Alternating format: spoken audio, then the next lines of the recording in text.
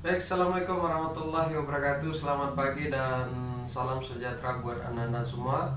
Untuk pertemuan kedua ini kita masuk kepada materi pengertian pajak, pengertian hukum pajak, perbedaan pajak dengan retribusi dan sumbangan, gitu ya.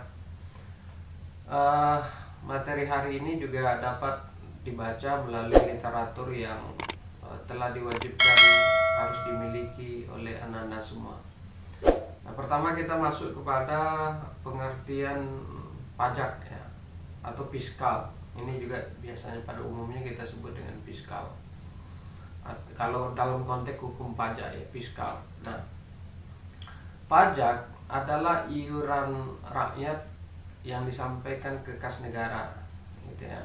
Iuran rakyat yang disampaikan ke kas negara berdasarkan undang-undang dapat dipaksakan yang digunakan untuk membiayai pengeluaran-pengeluaran umum pemerintah, kita katakan.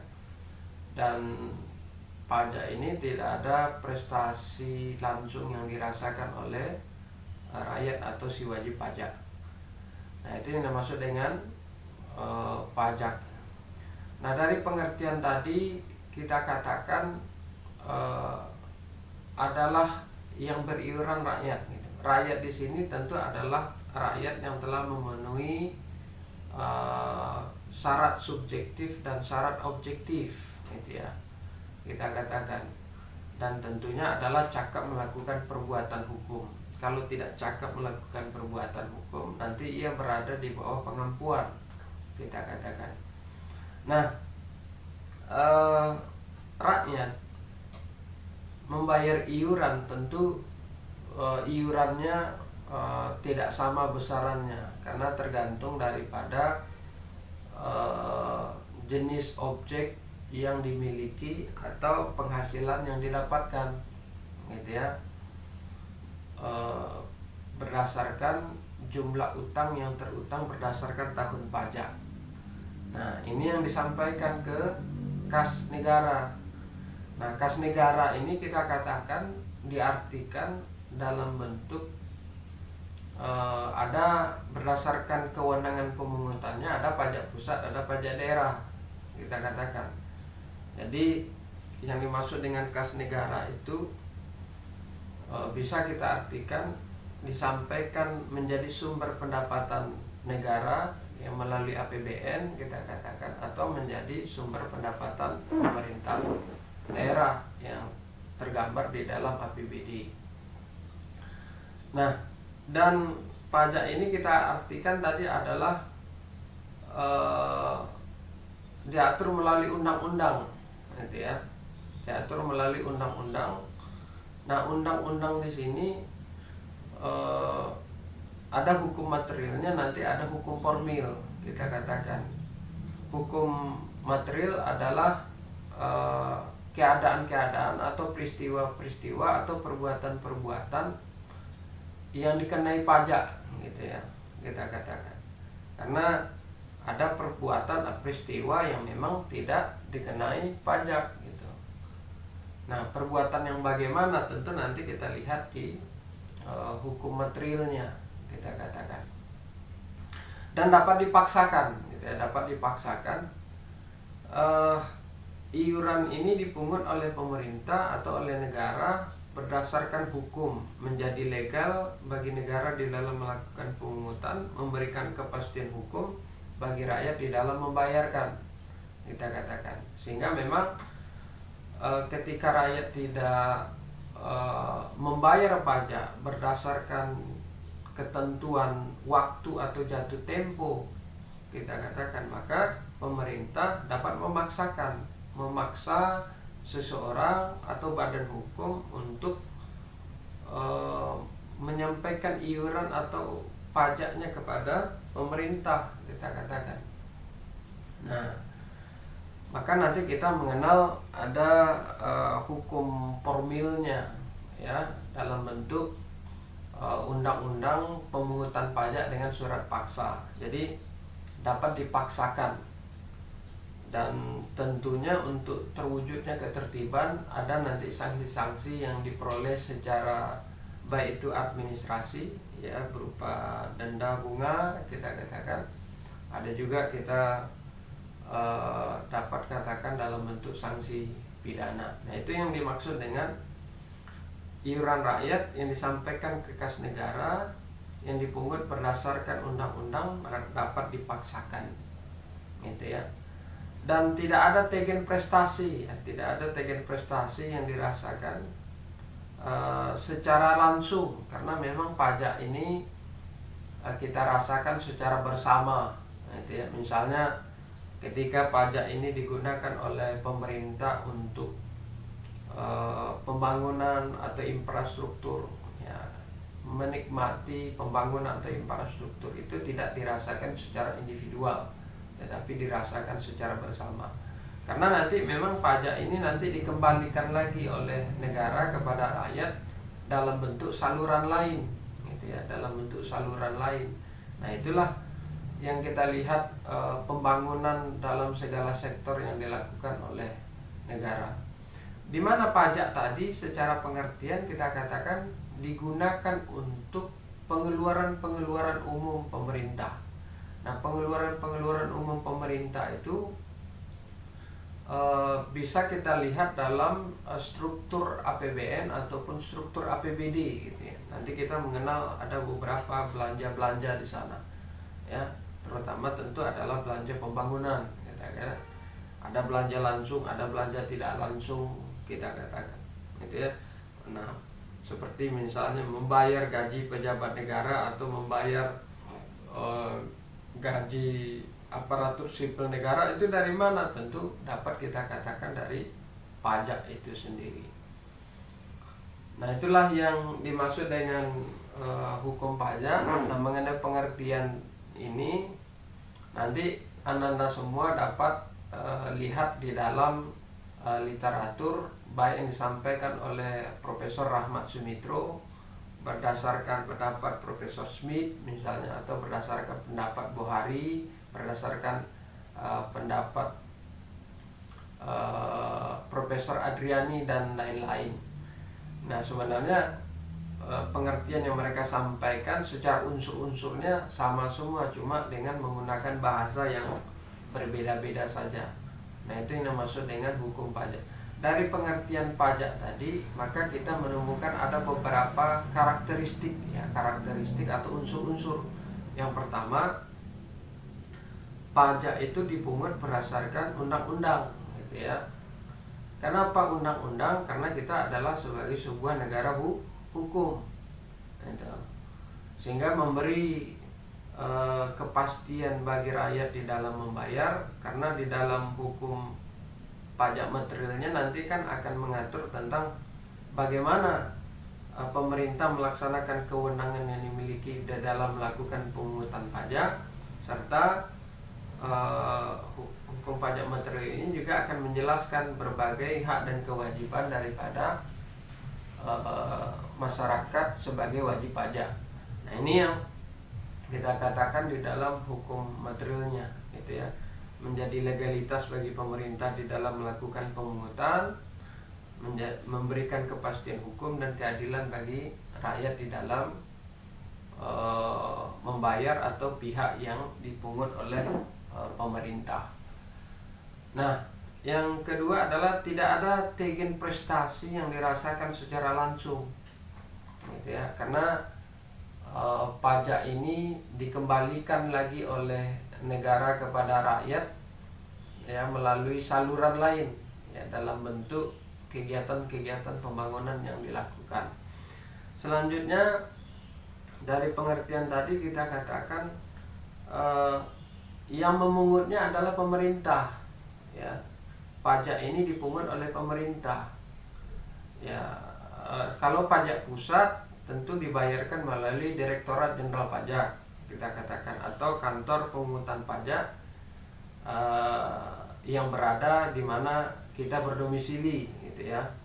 Karena banyak sekali kantor-kantor pembayaran pajak, kita katakan. Kalau sekarang tempat pembayaran pajak itu bisa di mana aja, dan pembayaran pajak juga sudah bisa sekarang secara online. Kita bisa bayar pajak di kantor pos misalnya. nah, dan lain-lain. Jadi petugas pemerintah di dalam melakukan pungutan pajak itu sangat banyak sekali kita katakan, terutama adalah Direktorat Jenderal Pajak. Nah, kalau pajak daerah melalui siapa yang melakukan pungutan, misalnya Badan Pendapatan Daerah yang dulu kita sebut dengan Dinas Pendapatan Daerah misalnya. Nah, ini melakukan pungutan pajak ya, dilakukan oleh negara ataupun pemerintah sendiri kita katakan. Nah, yang terakhir tentu dari definisi tadi kita melihat bahwa ada fungsi budget, ada fungsi regulasi atau pengatur ya, mengatur kita katakan. Nah, di sana tentu kewajiban pemerintah adalah memberikan kembali kepada rakyat dalam bentuk saluran lain, sehingga fungsi mengatur ini harus berjalan secara baik. Jadi pemerintah kita harapkan tidak hanya berbicara bagaimana memungut pajak itu sebanyak-banyaknya saja, tetapi juga harus berimbang dengan memberikan kembali kepada rakyat melalui saluran lain yang tepat gitu ya, dan tentu dirasakan secara bersama oleh masyarakat. Nah, itulah yang dimaksud dengan yang dimaksud dengan pajak, yang secara pengertian nanti bisa Anda baca lebih jauh dalam literatur, baik yang disampaikan oleh Profesor Sumitro misalnya ya, Sumitro Hararjo, ada yang disampaikan oleh Bohari, ada yang disampaikan oleh Profesor Smith misalnya, dan lain-lain gitu ya. Nah, lalu apa yang dimaksud dengan hukum pajak atau fiskal gitu ya? Hukum pajak atau fiskal adalah keseluruhan peraturan-peraturan yang mengatur wewenang pemerintah di dalam memindahkan kekayaan seseorang ya ke kas negara, yang nanti harus diberikan lagi kepada rakyat itu dalam bentuk saluran lain melalui kas negara kita katakan. Jadi sekumpulan atau keseluruhan peraturan-peraturan yang mengatur wewenang pemerintah di dalam mengambil kekayaan seseorang, gitu ya. Jadi karena memang pajak tadi kita artikan diatur melalui undang-undang, dan undang-undang itu juga mengatur bagaimana wewenang itu dijalankan oleh pemerintah, sehingga memang dari pengertian hukum pajak ini kita nanti akan melihat ada hukum pajak material, ada hukum pajak formil kita katakan. Karena di dalam hukum pajak material tadi mengatur tentang keadaan-keadaan, peristiwa-peristiwa, perbuatan-perbuatan hukum yang dikenai pajak gitu ya. Nah, peristiwa yang bagaimana, di mana pemerintah itu nanti memiliki kewenangan di dalam memungut pajak gitu ya. Nah, ini yang kita atur gitu. Jadi harapan saya selaku dosen tentu kepada Anda semua memiliki berbagai sekumpulan aturan tadi, bisa dalam bentuk undang-undang, bisa dalam bentuk peraturan pemerintah sebagai aturan pelaksananya, bisa yang lebih teknis lagi dalam bentuk misalnya peraturan Menteri Keuangan misalnya. Kalau di tingkat daerah, karena kita juga mengenal pajak daerah gitu ya, itu diatur melalui peraturan daerah gitu. Nah, itu yang kita maksud tadi adalah sekumpulan aturan-aturan yang mengatur wewenang pemerintah di dalam memindahkan kekayaan rakyat ya, yang harus disampaikan lagi kepada rakyat melalui kas negara. Nah, itu ya. Nah, itu yang dimaksud dengan hukum pajak. Sederhananya yang dimaksud dengan hukum pajak itu adalah sekumpulan aturan hukum yang mengatur hubungan ya, yang mengatur hubungan pemerintah selaku pemungut pajak dengan masyarakat sebagai pembayar pajak. Nah, itu yang diatur oleh hukum pajak gitu. Sekumpulan aturan hukum yang mengatur hubungan pemerintah selaku pemungut pajak dengan rakyat sebagai pembayar pajak. Nah, itu yang dimaksud dengan hukum pajak. Jadi tentu jelas sekali bahwa keberadaan hukum di dalam perpindahan kekayaan seseorang atau warga negara kepada negara tadi menjadi penting gitu ya, sehingga betul-betul mampu secara sah dan legal gitu ya, secara legal perpindahan itu dilakukan. Walaupun nanti kita katakan tetap dikembalikan negara itu nanti kepada rakyat itu melalui saluran-saluran lain di dalam fungsi pengaturan kita katakan. Nah, selanjutnya apa beda pajak dan retribusi? Gitu ya. Beda pajak dan retribusi. Pajak berdasarkan kewenangan pungutan, ada pajak pusat, ada pajak daerah, provinsi, ada pajak kabupaten kota, kita katakan. Nah, kalau retribusi, dia juga iuran, gitu ya. Iuran yang disampaikan oleh masyarakat kepada pemerintah atas jasa yang telah diberikan oleh pemerintah kepada masyarakat. Nah, cuma bedanya adalah kalau pajak kita katakan tadi tidak ada tegen prestasi yang dirasakan secara langsung, gitu ya. Nah, sedangkan retribusi ini ada prestasi yang dirasakan secara langsung. Itu perbedaan yang pertama, gitu ya. Kalau persamaannya, pajak dan retribusi sama-sama diatur oleh peraturan perundang-undangan, gitu ya. Misalnya nanti kita katakan kita baca Undang-Undang Nomor 28 Tahun 2009 tentang pajak daerah dan retribusi daerah. Dia diatur oleh sebuah undang-undang, gitu ya. Karena retribusi ini nanti kita mengenalnya ada retribusi jasa umum, ada retribusi jasa usaha, ada retribusi perizinan tertentu, kita katakan. Nah, di dalam retribusi jasa umum ini nanti dinyatakan lagi jenis-jenisnya, gitu ya. Di jasa usaha juga begitu, di perizinan tertentu juga begitu.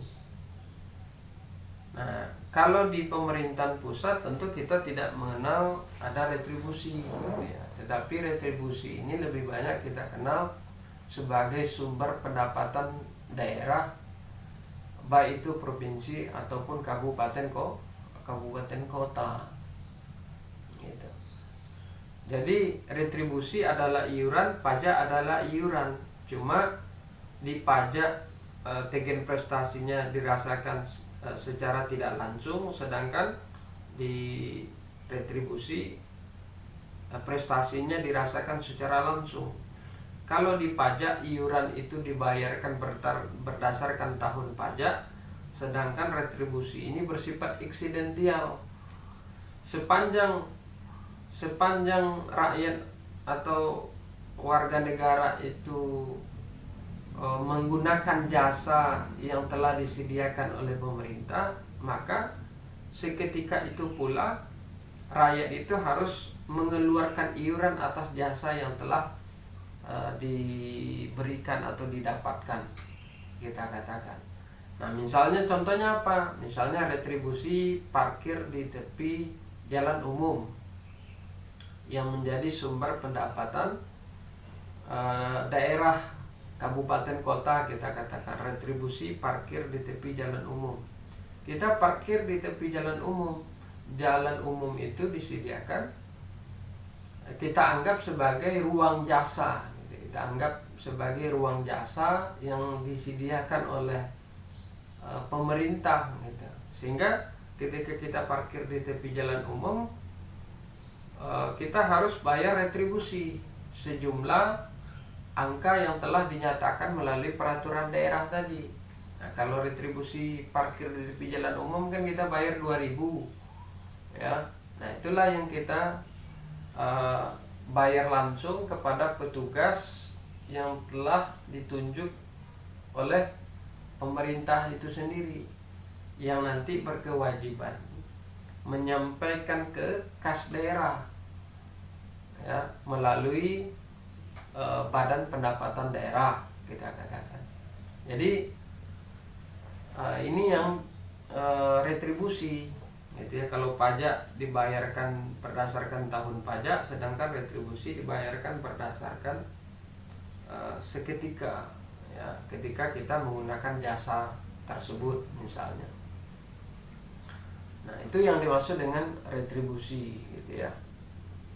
Nah, retribusi ini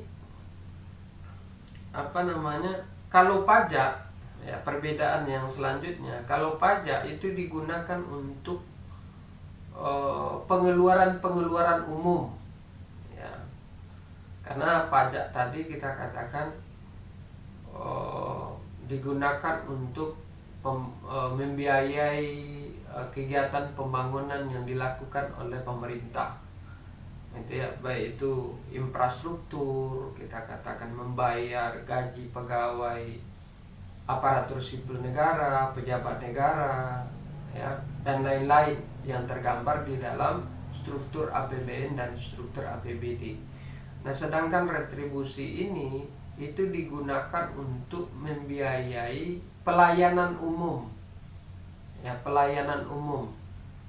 Jadi misalnya retribusi pasar gitu ya, tentu harapan kita adalah retribusi pasar tadi digunakan untuk peningkatan pelayanan umum pasar gitu ya. Jadi bagaimana sarana dan prasarana pasar itu terus terjaga dan meningkat dari waktu ke waktu gitu ya. Pasar tidak becek, sarana prasarananya bagus, kita katakan.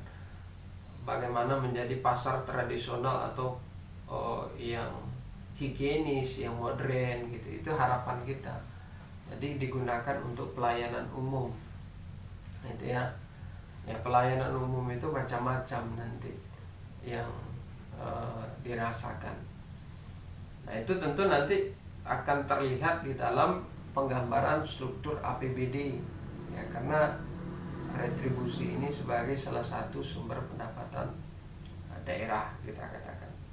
Nah, secara umum itu perbedaan antara pajak dan retribusi gitu ya. Dari sisi ada atau tidaknya prestasi yang dirasakan secara individual atau langsung. Selanjutnya, kapan ia dibayarkan gitu ya, kapan ia dibayarkan. Lalu apa pula bedanya dengan sumbangan misalnya? Sumbangan ini kita katakan dikenakan oleh pemerintah kepada pihak-pihak tertentu gitu ya, yang nanti juga akan ditujukan kepada sekelompok orang. Jadi prestasinya dirasakan oleh sekelompok orang, dan pemerintah meminta sumbangan itu kepada pihak-pihak tertentu, dan itu diatur berdasarkan peraturan perundang-undangan juga. Nah, jadi dari pemaparan sederhana itu dapat kita lihat ketiganya ya, pajak, retribusi, sumbangan diatur oleh aturan perundang-undangan, tetapi ada titik-titik perbedaan yang sangat menonjol. Nah, yang kita bahas ke depan itu hanya dua ya, pajak dan retribusi gitu. Tapi mungkin yang lebih menonjol adalah pajaknya yang kita bahas. Nah, kalau mengenai retribusi, silahkan Ananda semua baca lebih jauh melalui Undang-Undang Nomor 28 Tahun 2009 tentang pajak daerah dan retribusi daerah. Apa yang saya katakan tadi bahwa hukum pajak ini sebagai sebuah sekumpulan aturan hukum, maka tergambar di dalam hukum pajak material dan hukum pajak formil. Nah, apa saja yang teratur di dalam hukum pajak material adalah keadaan-keadaan atau peristiwa-peristiwa, perbuatan-perbuatan hukum yang dikenai pajak. Gitu ya. Misalnya, kapan seseorang itu menjadi wajib pajak? Ketika ia memiliki objek tertentu, gitu ya. Misal pajak kendaraan bermotor, ya, pajak kendaraan bermotor. Kita menjadi wajib pajak kendaraan bermotor ketika kita memiliki kendaraan bermotor dalam konteks suratnya atas nama kita sendiri, gitu ya. Gitu. Nanti kita bayar pajak kendaraan bermotor. Nah, artinya kita telah memenuhi syarat subjektif dan syarat objektif. Maka kita nanti akan masuk kriteria sebagai si wajib pajak. Itu. Ya, macam-macam perbuatan hukum yang dikenai pajak ini. Misalnya kita katakan ketika kita membeli barang mewah, misalnya mobil itu masuk kategori barang mewah. Nah, nanti kita akan dikenakan pajak PPNBM, ya, pajak penjualan atas barang mewah misalnya, dan lain-lain. Dan siapa-siapa yang dikenai ketentuan perpajakan, gitu ya, nanti kita bahas pada subjek pajak dan wajib pajak, kita katakan, gitu ya.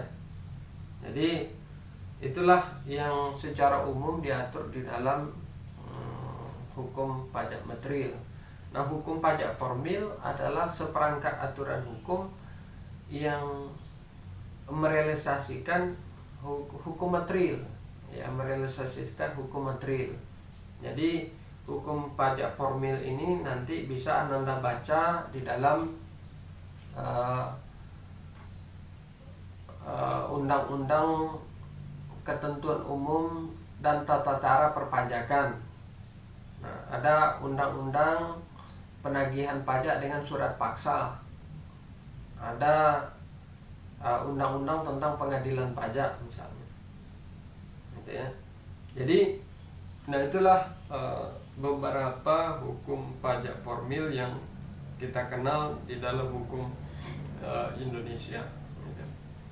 Baik, itulah yang dimaksud dengan pengertian pajak, pengertian hukum pajak, perbedaan pajak dengan retribusi, perbedaan pajak dengan sumbangan, gitu ya, yang nanti bisa kita pahami secara umum di dalam berbagai peraturan perundang-undangan. Saya kira demikian materi hari ini yang bisa saya sampaikan, dan kita berjumpa minggu depan pada pertemuan yang ketiga dengan materi yang telah saya sampaikan di gambaran umum materi yang telah saya sampaikan di RPS pada pertemuan yang pertama. Saya kira itu Ananda semua, ya, saya akhiri. Assalamualaikum warahmatullahi wabarakatuh.